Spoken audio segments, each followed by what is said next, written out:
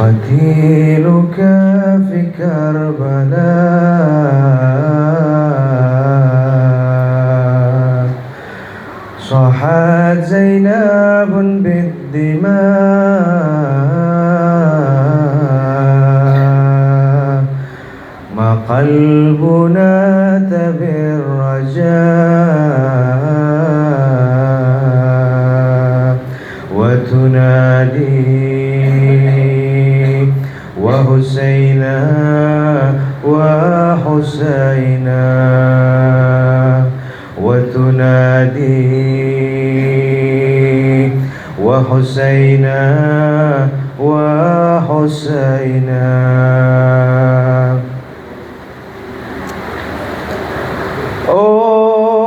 أقصدوني أنك فول الخائفين ويدي مبسوطة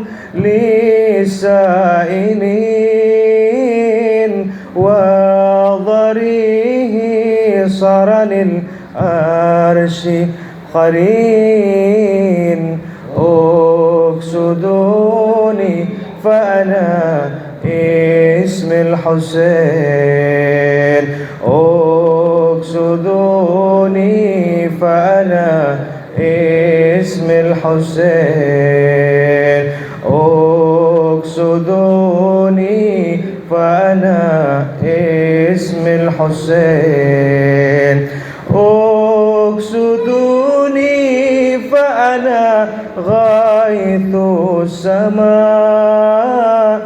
فيكم داء وفي قبري شفاء ودمي علمكم معنى العباء أقصدوني فأنا اسم الحسين أقصدوني فأنا اسم الحسين أقصدوني فأنا اسم الحسين أقصدوني فأنا غوث طريق وأنا سيف على كل يزيد أنا من حرر حماة العبيد أقصدوني فأنا اسم الحسين أقصدوني فأنا اسم الحسين أقصدوني فأنا اسم الحسين إن جبريل إلى مهدي قسد ورأى آية مجدي فسجد بدمي صلى وللعرش سعاد أقصدوني فأنا اسم الحسين أقصدوني فأنا اسم الحسين أقصدوني فأنا اسم الحسين قبتي يفلح منها المشرقون وفرات نهر فيه أبرق أنا للحق لسان ينطقون أقصدوني فأنا اسم الحسين أقصدوني فأنا اسم الحسين أقصدوني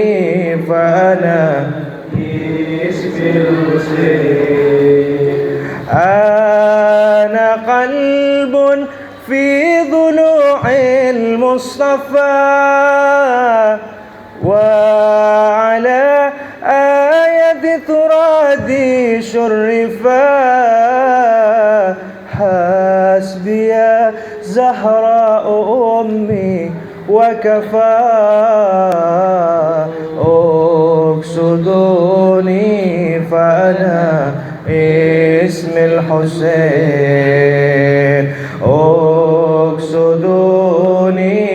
فأنا اسم الحسين أقصدوني فأنا اسم الحسين وعلي والدي خير البشر وإذا عابد به شك كفار ذاك من في اسمه الأرش استقار أقصدوني فأنا اسم الحسين أقصدوني فأنا اسم الحسين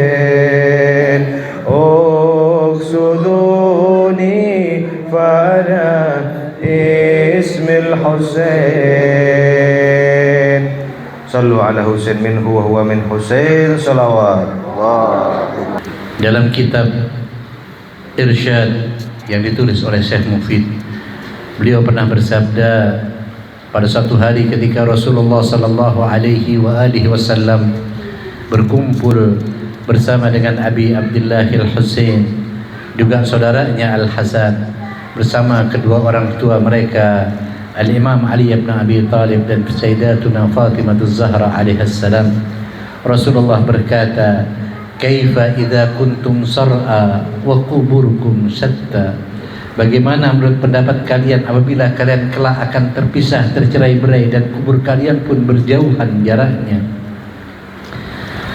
Al-Husain kecil ketika itu bertanya, "Tamutu mautan aw nuqtal?"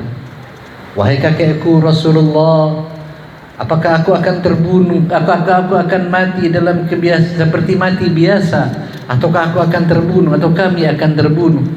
Rasulullah bersabda sambil menetes air matanya, "Bal tubtalu ya bunayya zulman wa yubtalu ahuka zulman wa tasjudu dharairikum fil ardi." Bahwa engkau wahai anakku akan terbunuh dalam keadaan terzalimi, kamu pun akan terzalimi, dan kalian akan berserakan di muka bumi. Ikhwani wa akhwati rahimakumullah. Inilah manusia yang dicintai Allah, dicintai Rasulullah, sehingga Rasulullah berkata, "Ana Husain minni wa ana minhu." Husain dariku dan aku dari Husain. Ahabballah man ahabba Husaina. Sungguh Allah mencintai orang yang mencintai Abi Abdullah Al-Husain. Ikhwani wa akhwati rahimakumullah, mari kita ganti, kita menghadap ke depan dan kita mendengarkan hikmah dari peringatan Ashura di malam ini bersama Ustaz Jaushan Mahdi. Kepada beliau, fadhafadhal mashkura. Assalamualaikum warahmatullahi wabarakatuh. Alhamdulillahi rabbil alamin. Segala puji syukur kepada Allah subhanahu wa ta'ala atas rahmat dan rahimnya. Sekali lagi kita bisa menghadiri acara duka dan aza Aba Abdullah Al-Husain alaihissalam. Sekali lagi kita bisa memahami bulan suci Muharram. Bulan Muharram bukan hanya bulan biasa di antara 12 bulan, tetapi bulan ini merupakan salah satu nikmat terbesar Tuhan kepada hambanya. Kenapa? Karena Allah subhanahu wa ta'ala, ini sunnahnya Allah subhanahu wa ta'ala dari awal khilqah.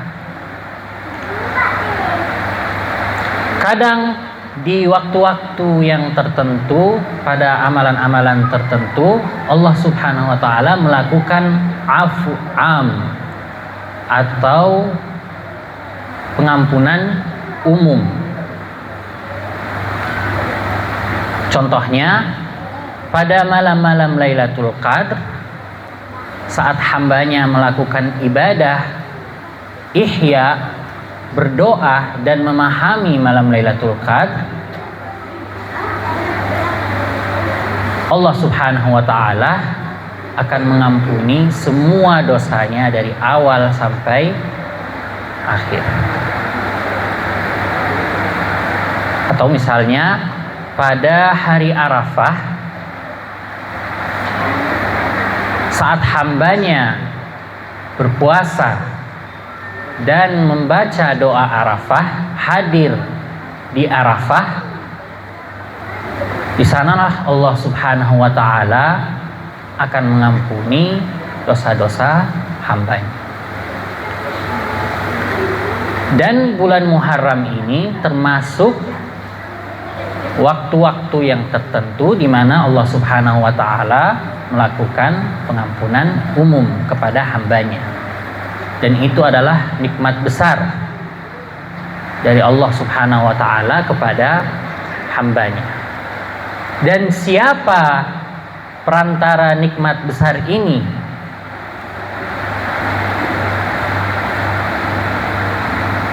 Tentulah Aba Abdillahil Husain alaihissalam.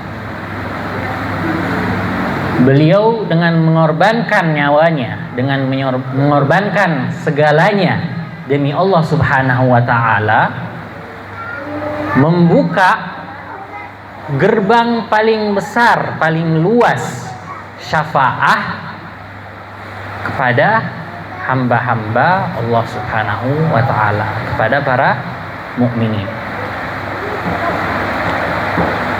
Ada riwayat masyhur dari Imam Ridha alaihissalam di mana beliau bersabda bahwa ya ibn syabib, in bakaita 'alal Husain alaihissalam hatta tasira dumu'uka 'ala khaddaik, ghafarallah laka kullu dhanbin aznabtahu saghiran aw kabiran, qalilan kan aw kathiran. Wahai ibn syabib, jika engkau menangisi Husain hingga air matamu mengalir di pipimu, maka Allah Subhanahu wa taala akan mengampuni semua dosamu, baik yang kecil maupun yang besar, yang sedikit maupun yang banyak. Coba kita lihat apa persyaratan taubat. Kita harus melakukan apa agar segala dosa kita diampuni oleh Allah Subhanahu wa taala? Bukankah air mata untuk Aba Abdillah alaihissalam adalah salah satu nikmat terbesar dari Tuhan kepada kami?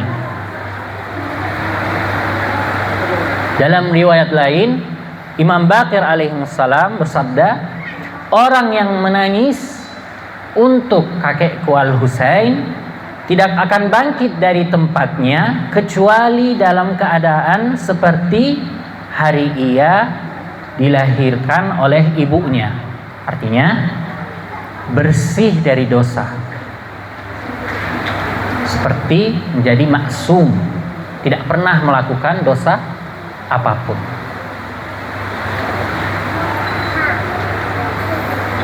Maka seharusnya kita bersyukur kepada Allah Subhanahu wa taala karena kita bisa bertemu dengan bulan Ramadan, bulan Muharram.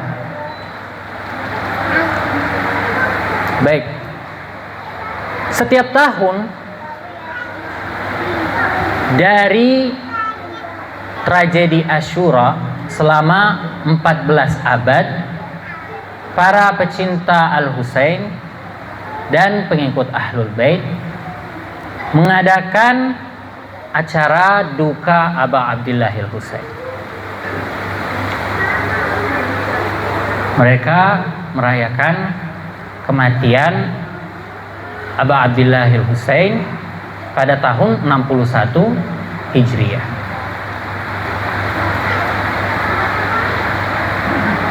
Pertanyaannya adalah, kenapa setelah 14 abad ini tragedi Asyura, fenomena Karbala sampai hari ini tidak pernah dilupakan?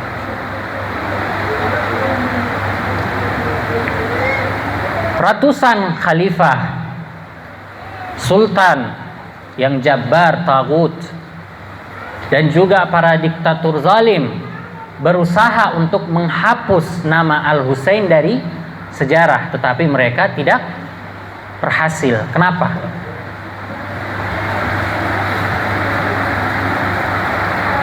Kenapa setelah 1400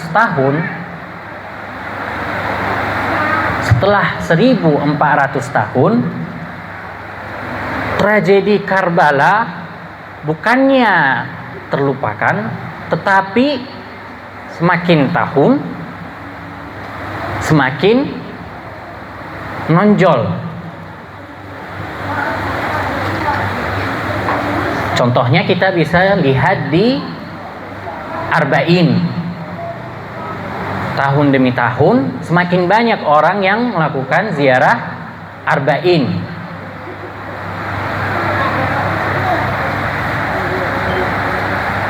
Di antara semua para anbiya, mulai dari Adam sampai Khatam, mulai dari Nabi Adam sampai Nabi Muhammad sallallahu alaihi wasallam, dan juga di antara para imam maksum alaihimussalam, mulai dari Ali sampai Mahdi alaihimussalam. Kenapa nama Husain yang sangat dimuliakan? Kenapa sosok Husain yang sangat dimuliakan di antara para pecinta Ahlul Bait alaihimussalam? Kenapa di antara banyaknya acara-acara mazhabi, acara-acara agama, dan juga bulan-bulan suci, Muharram dan juga acara Aba Abdillahil Husain alaihimussalam yang diutamakan? Nah, untuk menjawab pertanyaan ini, sebenarnya kita harus teliti dari beberapa sisi. Malam ini insya Allah Al-Fakir berusaha untuk menjawab pertanyaan-pertanyaan tersebut dari dua sisi. Pertama, dari sisi niat Aba Abdillahil Husain alaihissalam untuk menghadapi kezaliman, di mana niat Aba Abdillahil Husain alaihissalam murni hanya demi Allah dan ridha Allah.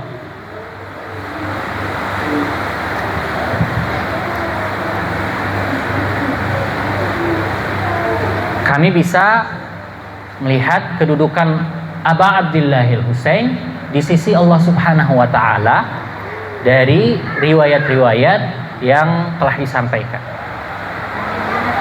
Dan juga banyak riwayat tentang keutamaan ziarah kepada Aba Abdillahil Husain alaihimussalam. Misalnya dalam riwayat kita bisa mendapatkan betapa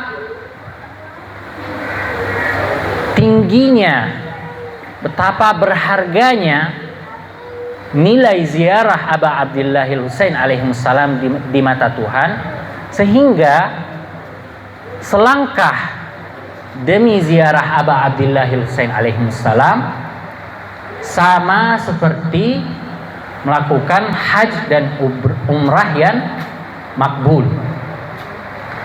Selangkah menuju ziarah haramnya Aba Abdillahil Husain alaihissalam akan menambahkan 1000 hasanah, 1000 pahala.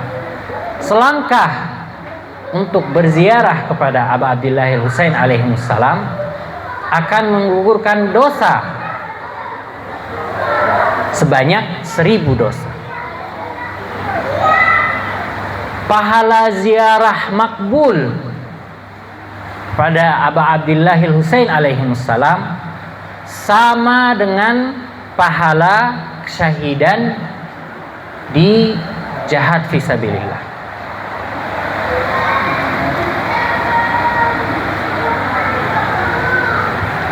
Mungkin di sini kita harus bertanya, kenapa kedudukan Imam Husain alaihissalam di mata Tuhan sangat tinggi?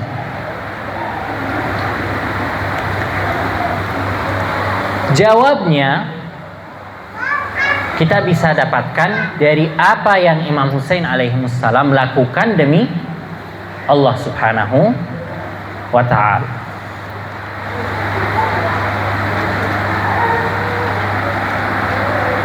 Karena Al-Husain mengorbankan segalanya demi Allah dan agamanya.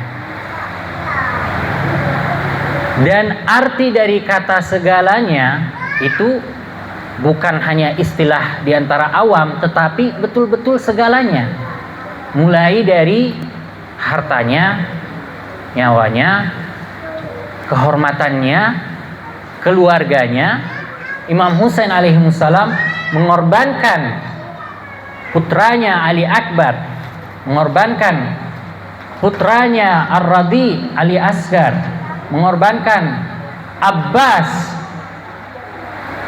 pada tragedi Karbala, sehingga tidak ada ashab lain. Dan setelah itu Imam Husain alaihissalam mengorbankan nyawanya, darahnya demi Allah Subhanahu wa ta'ala dan jalannya, agamanya. Dalam doa Arafah, Imam Husain alaihissalam mulai satu persatu menghitung semua organ-organ tubuhnya. Ibaratnya mulai dari nur basari wa asari safhati jabini, sehingga wa idhami wa mukhi wa uruqi wa jami' jawarihi, tulangku, otakku, uruqi, nadiku, dan semua organ-organ tubuhku. Imam Husain alaihissalam bersyukur atas semua nikmat-nikmat Tuhan, terutama organ-organ tubuhnya di doa Arafah. Dan Imam Husain alaihissalam pada hari Asyura dan di padang Karbala betul-betul mengorbankan semua organ-organ tubuhnya yang sebelumnya pada doa Arafah beliau menghitunginya.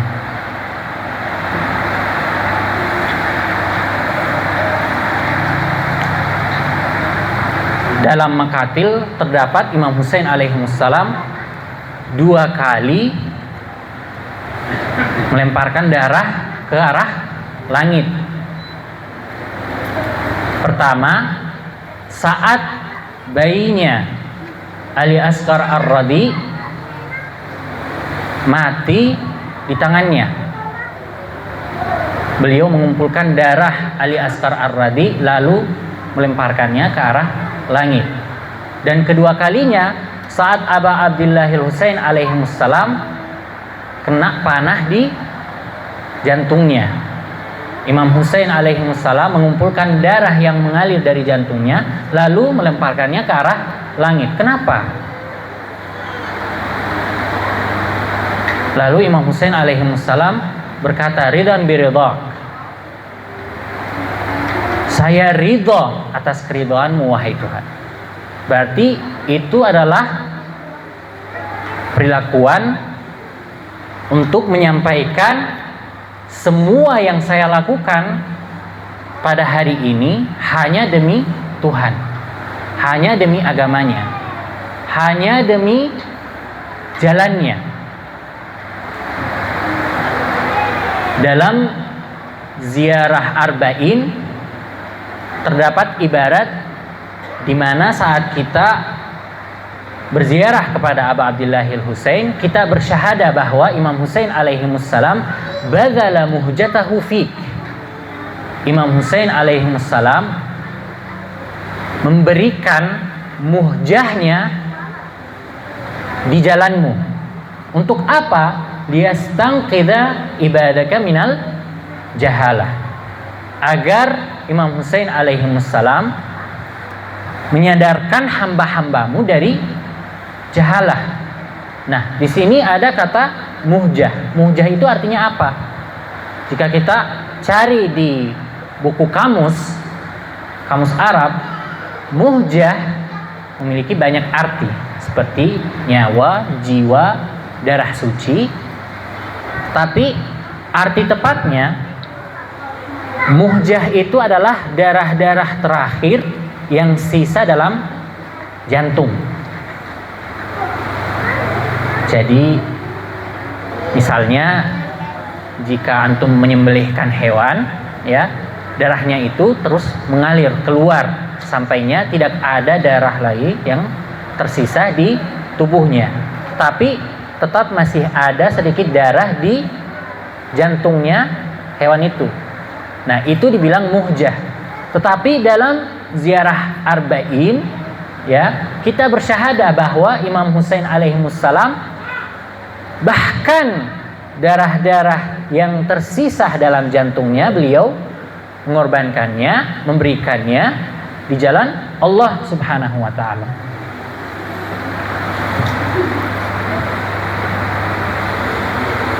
Dan juga Imam Husain alaihimussalam sebelum syahadahnya beliau membaca sebuah zikir. Zikirnya apa? Bismillah wa billah wa fi sabilillah walhamdulillahi rabbil alamin.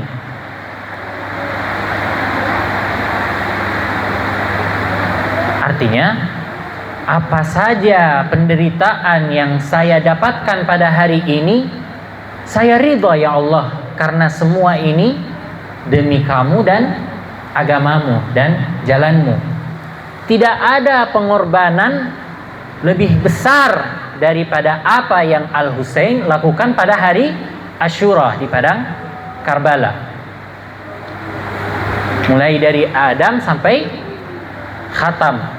Dan juga di antara para imam-imam maksum alaihimussalam, tidak ada pengorbanan lebih besar daripada pengorbanan Imam Husain alaihimussalam. Maka pengorbanan ini dikenal dengan istilah zibhun azim, sembelihan yang sangat besar.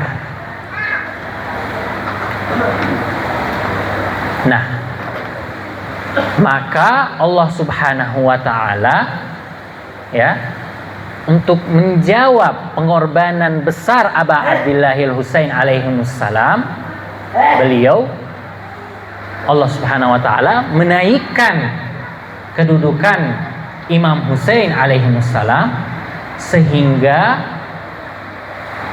Al-Husain menjadi gerbang syafaat yang terluas di antara semua para maksumin dan hamba-hamba soleh.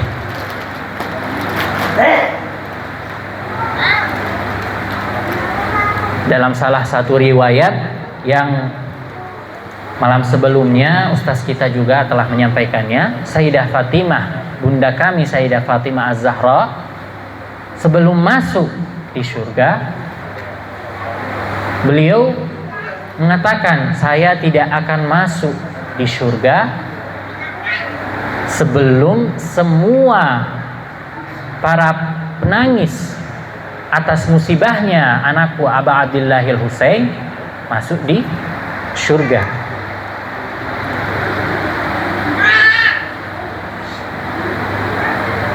Pengorbanan ini sangat besar di masa Tuhan, di mata Tuhan.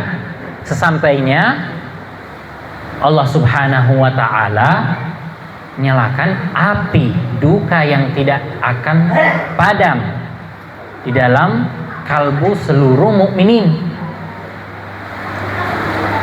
di mana riwayatnya juga telah disampaikan oleh ustaz kita pada malam sebelumnya. Innal qatlil Husain hararatan fi qulubil mu'minin la tabrudu abada. Sesungguhnya pembunuhan Husain menanamkan panas duka yang menyala di hati orang-orang beriman yang tidak akan pernah padam. Dan ini perkataan Nabi, perkataan seorang maksum, ya, la yantiqu anil hawa, tidak berkata atas hawa nafsunya.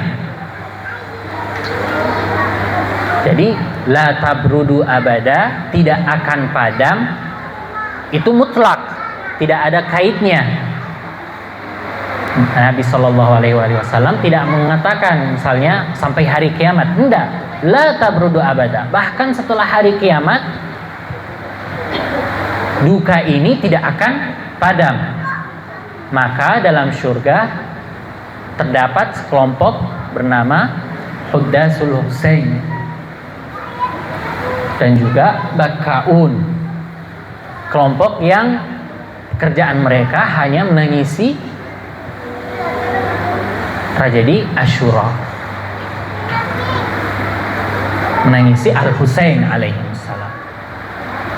Nah, berarti salah satu alasan kenapa sampai hari ini Asyura dan Karbala tidak terlupa adalah kedudukan Imam Husain alaihissalam yang sangat tinggi di sisi Tuhan.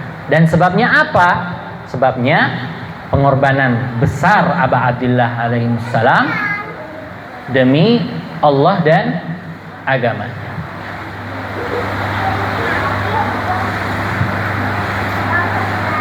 Dari sisi kedua, kenapa sampai hari ini Asyura tidak terlupakan? Kita bisa menjawabnya dari sisi fitrah dan juga kemanusiaan dan sosial. Sebelumnya, apa arti dari fitrah? Fitrah itu adalah sifat-sifat dan kodrat yang berada dalam diri semua manusia tanpa membutuhkan guru. Jadi sifat-sifat ini dari awal berada dalam diri manusia. Contohnya rasa sayang seorang ibu terhadap anaknya. Itu termasuk fitrah. Nah, manusia dari sisi zatnya, dari sisi fitrahnya, beliau itu mencintai hak dan membenci kezaliman. Dan hal ini memang dari fitrah. Contohnya, jika kita merebut sebuah mainan atau makanan dari anak kecil yang bahkan ia tidak mengetahui apa itu kezaliman, apa itu keadilan, tetapi beliau tetap merasakan bahwa perilakuan ini tidak benar dan ia ingin mengembalikan haknya. Dan ia mengetahui bahwa dia telah dizalimi, walaupun dia tidak tahu apa arti dari kezaliman dan keadilan. Itu buktinya rasa cintanya manusia terhadap hak dan juga rasa bencinya manusia terhadap kezaliman itu dari fitrah, berdasarkan dari fitrah. Sekarang mari kita lihat revolusi Aba Abdillahil Husain alaihissalam. Kenapa Imam Husain alaihissalam melakukan revolusi? Mengadakan kebangkitan, pergerakan.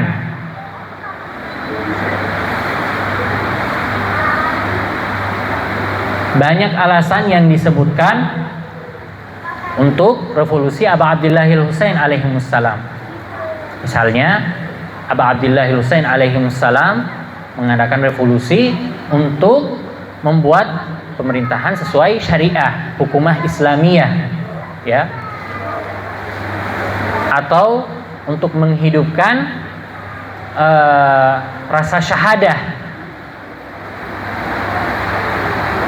Tetapi salah satu alasannya Aba Abdillahil Husain alaihimussalam untuk mengadakan pergerakan Asyura, revolusi Asyura, adalah rasa cinta kepada hak dan benci kezaliman. Dan hal ini kita bisa dapat dari wasiat Aba Abdillahil Husain alaihimussalam kepada saudaranya Abu Hanifah, di mana Aba Abdillahil Husain alaihimussalam mengatakan, saya tidak mengadakan revolusi ini, saya tidak mengadakan pergerakan ini kecuali untuk memperbaiki ummah Rasul dan melakukan amar bil ma'ruf dan nahi anil munkar. Nah, di sini kita harus bertanya, memang apa terjadi di saat itu? Memang ummahnya Nabi kenapa harus diperbaiki oleh Aba Abdillahil Husain alaihimussalam? Nah, di saat itu siapa yang menjadi khalifatul muslimin? Seseorang seperti Yazid. Apa sifatnya Yazid? Pasti ikhwan dan akhwat berkali-kali dengar tentang sosok Yazid dan sifatnya. Seorang pemabuk, seorang pezina, menghalalkan haramnya Tuhan, mengharamkan halalnya Tuhan, dan juga melakukan kezaliman dan penindasan secara terang-terangan.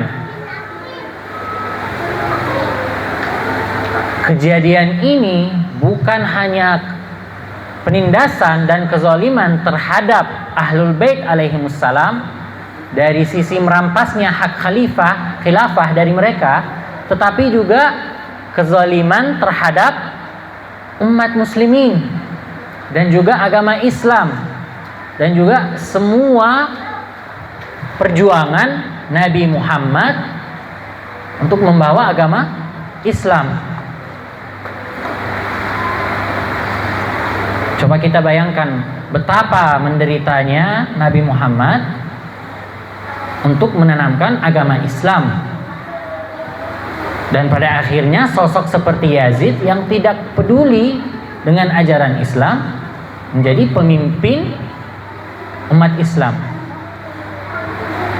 Itu sangat terang bahwa adalah kezaliman.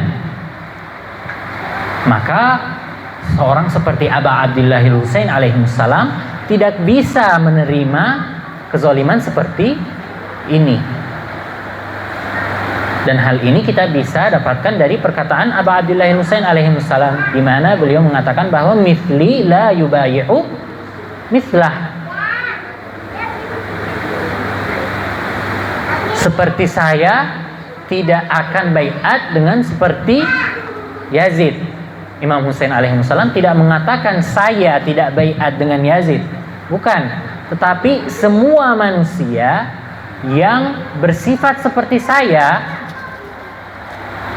tidak bisa berbaiat dengan sosok yang bersifat seperti Yazid, baik di tahun 61 Hijriah atau pada masa kita hari ini. Barang siapa yang ingin mengikuti jalan Al-Husain dan memiliki sifat-sifat Al-Husain tidak bisa berbaiat dengan tagut yang bersifat seperti Yazid.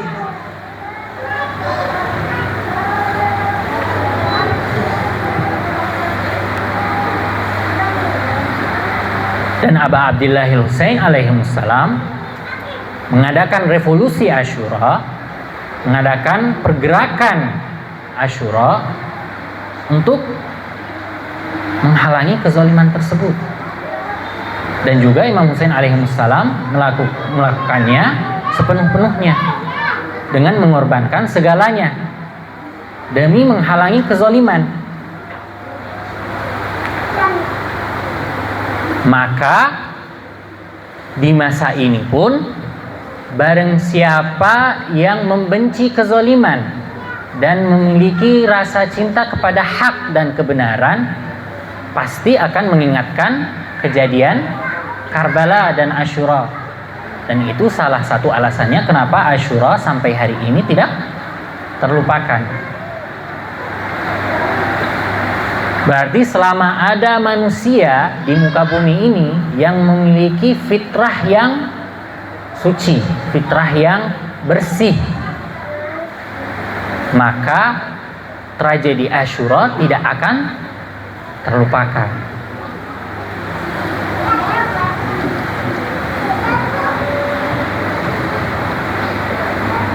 Hal ini merupakan salah satu alasan kenapa sampai hari ini nama Husain dan Asyura terus-menerus diingatkan oleh para pecintanya dan pengikutnya.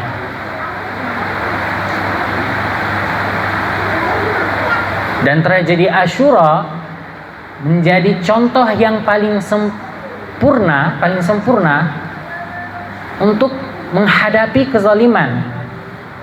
Sesampainya semua para pemimpin yang tidak setuju dengan kezaliman, mulai dari Mahatma Gandhi, mulai dari Nelson Mandela hingga Imam Khomeini, mereka pasti menghormati dan juga berinspirasi dari kejadian Asyura.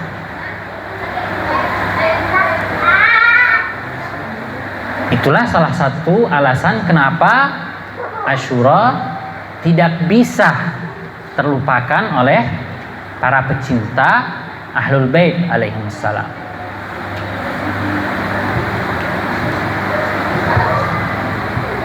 Ikhwani wa akhwati rahimakumullah. Malam ini adalah malam ketiga dari 10 malam Muharram yang insyaallah kita akan menghadiri acara-acara aza dan duka pada malam-malam tersebut. Sunnahnya dan budayanya dari dulu, malam ketiga dari 10 malam pertama Muharram dikhususkan untuk putri Aba Abdillah Husain alaihimussalam bernama Ruqayyah, yang pada zaman itu hanya berusia 3 tahun.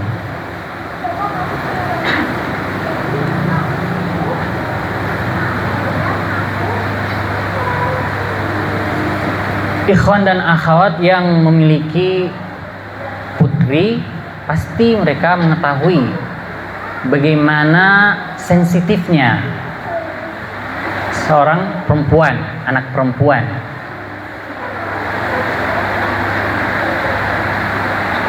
Dan Sayyidah Ruqayyah juga termasuk salah satu pengorbanan terbesar Aba Abdillahil Husain alaihissalam.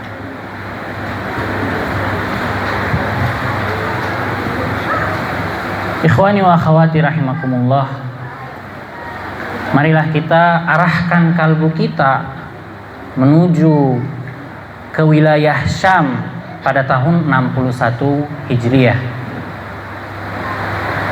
Di tengah malam ia terbangun dan menangis memanggil ayahnya. Akhirnya kepala ayahnya yang suci dibawa kepadanya. Anak perempuan kecil, betapa lembut dan sensitifnya hatinya. Ia mulai menyentuh rambut ayahnya perlahan. Dengan bahasa kanak-kanaknya berkata, "Ayah, dulu aku tahu semua luka di wajah dan kepala ayah. Bibir ayah pecah karena haus. Wajah ayah terluka karena batu dan pedang. Tetapi luka baru apa ini yang kulihat pada bibir dan gigimu, wahai ayahku? Kenapa aku melihat bekas kayu khayzaran di atas bibirmu? Tiba-tiba Ruqayyah terdiam. Tubuhnya jatuh ke satu sisi, kepala ke sisi lain. Ruqayyah telah menyusul ayahnya. Inna lillahi wa inna ilaihi raji'un. Ala la'natullah ala alqaumidz zalimin wa sayalamu alladhina zalamu ayyam qalbi yanqalibun. Allahumma salli ala Muhammadin wa ali Muhammad. Allahumma nas'aluka wa nad'uk bismikal azimil a'zam al-azzil ajallil akram. Ilahi bil Husaini ilahi al-af. Ilahi bil Husaini ilahi al-af. Ilahi bil Husaini ilahi al-af. Allahumma ajli walikal faraj. Allahumma ansuril islam wa ahlah wa akhdhulil kufra wa ahlah. Allahumma ansuril mujahidin fi kulli biladil islamiyah, khassa fi Iran, fi Iraq, fi Suria, fi Yaman, fi Lebanon, wa fi Palestin. Allahumma ahfidh qaidana al-Khamenei. Allahumma ahfidh sayyidana as-Sistani. Allahumma arzuqna syafa'at al-Husain yawm al-burud wa thabbit li qadama sidqin 'indaka ma'al Husain wa ashabil Husain alladhina badhalu muhajahum duna al-Husain alaihi salam. Wal aqibatu lil muttaqin walhamdulillahi rabbil alamin. Demikian hadirin wal hadirat, wassalamualaikum warahmatullahi wabarakatuh. Waalaikumsalam.